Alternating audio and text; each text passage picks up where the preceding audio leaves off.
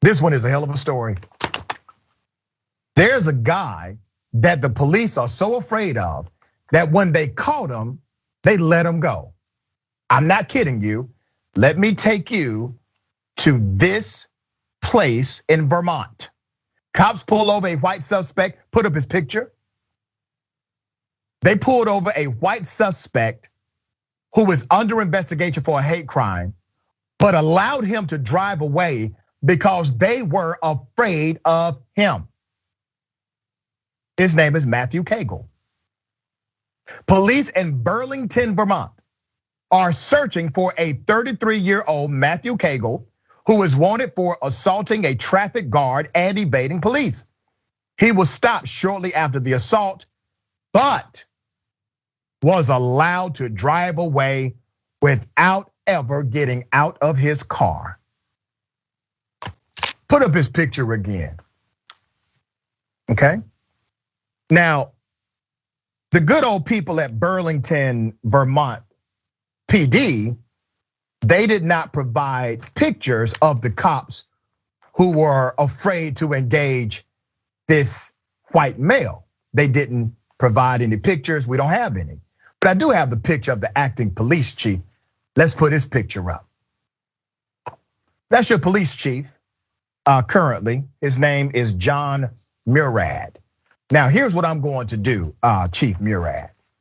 Anytime I do these stories and you all fail to produce the officers who are involved, I will put whoever is in charge up on my screen.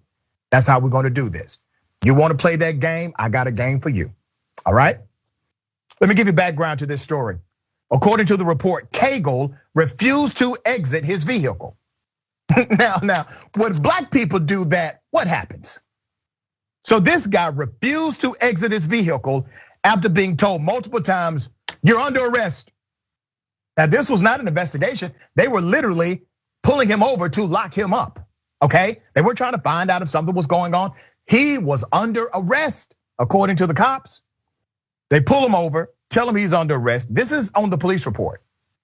Officers did not pursue Cagle, once again on the police report. Why? Due to his unpredictable and violent history. On the police report, Cagle has a long history of encounters with police. He has a number of convictions, including felony charges and multiple offenses for violating court orders or parole.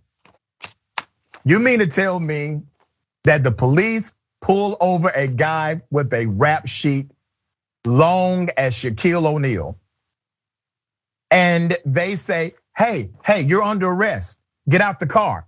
He tells them no, and he's allowed to pull off and leave them right there. They do not pursue him. They do not try to rip him out of the car. They don't even do that move they do. You know the move they do when they break your window? They don't do any of that. They just let him leave. They let him leave and they go to the police precinct and they file a report about how they let this person go. This is not the first time Cagle has been involved in a violent incident. He has 4 open court cases against him, according to the same police, including 1 for simple assault, 2 aggravated assaults, and 1 domestic assault charge from August 2020. In addition, Cagle is the subject of ongoing criminal investigations regarding a violation of a restraining order and is a person of interest in an August 30th assault. Put his picture back up. They let him go. They let him go. Once again, who's in charge of the police department that let him go? This guy, John Murad. There he is.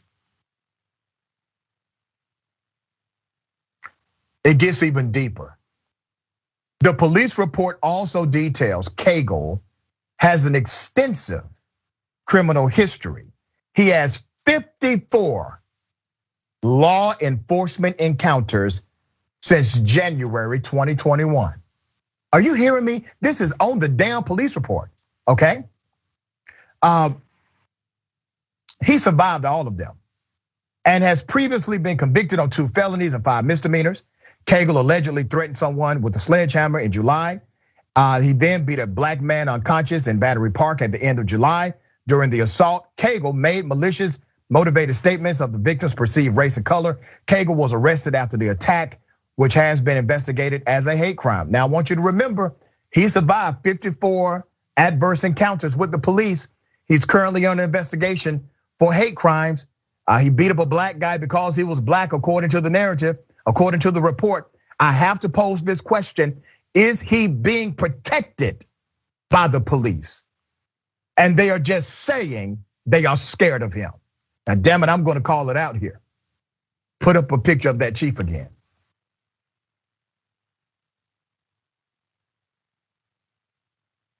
Is it you, sir? Are you behind this?